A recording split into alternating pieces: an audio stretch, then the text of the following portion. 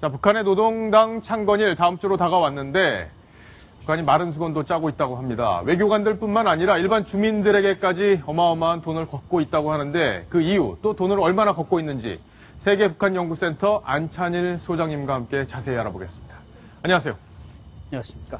예, 뭐 이렇게 북한은 돈이 많이 필요한 이 행사를 꼭 해야 되느냐 이것부터 한번 생각해 봐야 될 텐데 결국엔 피해는 다 주민들에게 돌아가는 모양이네요. 네, 그렇습니다. 지난 2013년 7.27 때는 약 10억 달러를 들여 행사를 했는데 이번엔 그 두 배인 20억 달러가 든다고 하니까 아마 대단히 그 재정이 좀 급박한 모양입니다. 그래요. 그래서 일단은 외교관들하고 이 정찰총국의 제외 공작원들 여기는 상당히 많은 액수를 지금 상납을 해야 되네요. 네, 뭐 외교관들한테는 1인당 이제 100만 불, 그러니까 12억 원이 되지 않겠습니까? 근데 제가 볼 때는 이건 조금 아마 과장됐을 수도 있지만 마약이라든지 이런 걸 팔면은 또 얼마든지 100만 불도 벌 수 있기 때문에 이런 막대한 그 액수를 부과했고 지금 또 그 정찰총국 요원들은 북한의 매개 나라 대사관마다 한두 명씩 꼭 나가 있습니다. 요 사람들한테까지는 또 지금 뭐 막대한 돈을 지금 요구하고 있기 때문에 김정은의 행사에 필요한 돈을 여기서 지금 조달하려고 하고 있습니다. 그럼 이 사람들은 뭐 외교관들이야 마약 팔고 불법 그 달러 팔고 뭐 그 가짜 달러죠. 슈퍼노트라고 하는 거. 그렇죠. 그런 거 팔면 되는데 이분들은 어떻게 이 돈을 마련을 하나요? 뭐 정찰총국 요원 역시 똑같은 수법밖에 쓸 게 없고 결국 이제 위조 담배이자 슈퍼노트라든지 또는 뭐 위조 양주라든지 이걸 평양에서 제조하기 때문에 이걸 들고 나가 팔아서 외화를 볼 수밖에 없습니다. 그렇군요. 자, 그럼 일반 주민들도 어떻게 착취를 당하는지 그것도 궁금한데요. 어떻습니까? 뭘 내야 됩니까? 일반 주민들도 지금 뭐 1인당 그 한 2,000원 이상씩 현금을 지금 요구하고 있고. 2,000원이요? 우리 돈으로는 어느 정도 되나요? 2,000원이면 이제 북한에서 보통 근로자가 한 3, 4,000원이니까. 2,000원이면 사실은 적은 액수라고 볼 수 있고 그 윗단이 장사를 하거나 좀 기업을 가지고 있는 사람들한테는 뭐 5,000원, 5만 원 이상도 요구하고 있기 때문에 지금 주민들한테 요구하고 있는 돈이 대단히 많고 돈을 낼 수 없는 사람은 뭐 장갑이라든지 뭐 된장이라든지 이런 것까지 지금 행사에 그 동원된 사람들을 먹여 살려야 되니까 여러 가지 방법으로 수탈을 하고 있습니다. 아니 얼마 전에 뉴스 저희가 전해드렸을 때도 이 보너스 100%씩 다 지급했고 그걸 또 자기들이 자랑까지 했단 말이에요.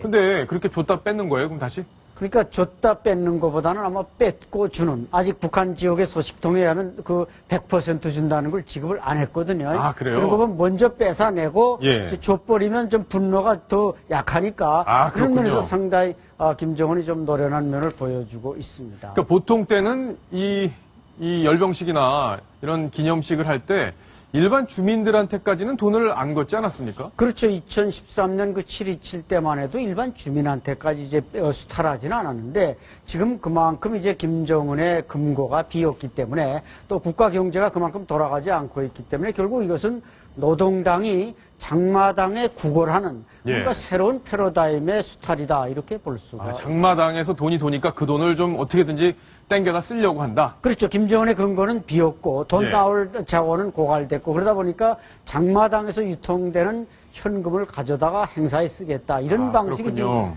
수탈 방식으로 나타나고 만약에 돈을 안 낼 경우에는 어떻게 됩니까? 뭐 추징이 들어오나요? 아무래도 안 내고는 배길 수 없는 게 또 그 돈 아니래도 물자라든지 배급이라든지 이런 데서 다 떼기 때문에 어차피 매 가가호당 할당된 양은 반드시 바치지 않으면 그냥 넘어갈 수가 없습니다. 그렇군요. 근데 불만도 상당할 것 같아요. 그래서 뭐 반발도 하고. 그렇죠. 그래서 최근에 뭐 북한 주민들 속에서는 김정은을 갖다 심지어 흡혈귀다. 흡혈귀다. 너무 수탈을 해가니까 흡혈귀다 이런 말까지 쓰고 일제 말기에도 이렇게 수탈하진 않았다. 이런 불만들이 좀 많이 비등하고 있다고 합니다.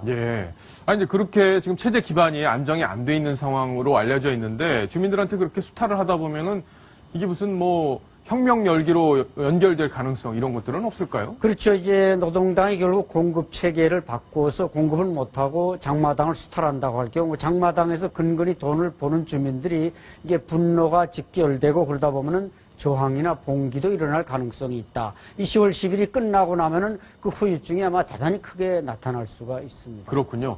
자, 일본에 있는 조총련 이번 행사에 좀 참석을 한다고 하던데 그동안 조총련으로부터 돈을 많이 받은 것으로 알고 있는데 이번에도 기대를 많이 하겠어요, 북한에서는. 네, 뭐 교육 원접이라든지 그런 걸로 보내주는 것도 있지만 그것 역시 뭐 되러주고 말로 받는 격인데 이번에도 뭐 한 30만엔, 우리 돈으로 한 300만 불을 북한이 지금 요구하고 있다는데 그러나 이제 그럼에도 불구하고 조청련에서는 한 300명이 가고 싶다. 근데 30만엔을 내는 사람들은 다 오되 돈 안 내는 사람은 오지 말라 그래가지고 인원수를 제한하고 그러기 때문에 지금 평양과 그 조청련 사이 좀 갈등이 이번 행사를 참가를 앞두고 갈등이 좀 많다고 들려오고 있습니다. 근데 이렇게 돈을 많이 내고도 꼭 가려고 하는 이유는 뭔가요? 아무래도 이제 조청련 사람들은 네. 뭐 북한이라는 지역이 좀 폐쇄된 나라고 그러다 보니까 이번 기회에 관광도 하고 평양시도 둘러보겠다 이런 뭐 마음이 있어 그렇지 그게 무슨 뭐 신비함이나 그런 거 있어서 그런 건 아닐게요. 아, 그렇군요. 근데 이제 북한에도 이제 군대를 빼는 뭐 그런 일들이 벌어지고 있다고 해서 뉴스로 나오기도 했던데 돈을 내고 군대를 안 간다면서요?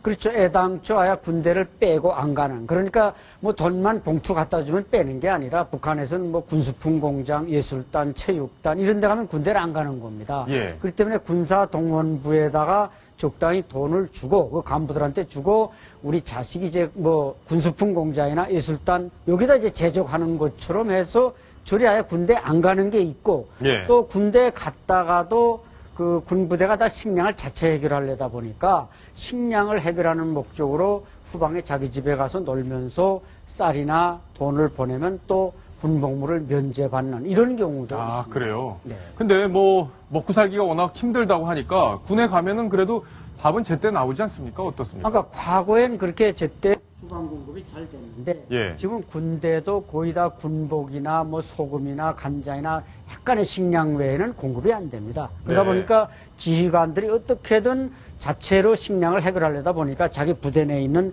권력자의 자녀들을 후방에 보내면은 그렇군요. 걔가 가서 후방에 가서 공부하고 놀면서 뭐 한 달에 한 50불이면 쌀 한 100kg를 살 수 있는 돈입니다. 그래요? 예, 그 돈을 보내오면 또 전방의 부사령관, 후방부 부사령관들이 그 돈을 가지고 태국에 가서 안남미를 사다가 군대를 먹여 살리는. 예. 그래서 바로 인민군이 이제 팔로군이다 이런 말이 나오는 겁니다. 이 자택병사도 결국엔 그런 같은 논리에서 예, 나온 이제 건가요? 말씀드린 게 바로 이 자택병사라는 그렇군요. 겁니다. 예. 군복무를 입대했다가 형식은 군에 적을 두고 집에 가서 놀면서 아버지 꼴력을 믿고 돈과 쌀을 보내주고 거기서 노는 이게 이제 자택병사다 이렇게 볼 수 있는 거죠. 알겠습니다. 북한도 결국에는 이 자본주의의 나쁜 문화 이런 것들이 파고들어서 군도 돈만 있으면 안 가고 그렇죠? 그런 일이 그렇습니다. 벌어지고 있는 그런 실정이네요. 자, 안찬희 소장님과 함께 새로 나온 북한 이야기들 정리를 해봤습니다. 감사합니다. 자, 다음 소식으로 넘어가겠습니다. 다음 소식 바로 이겁니다.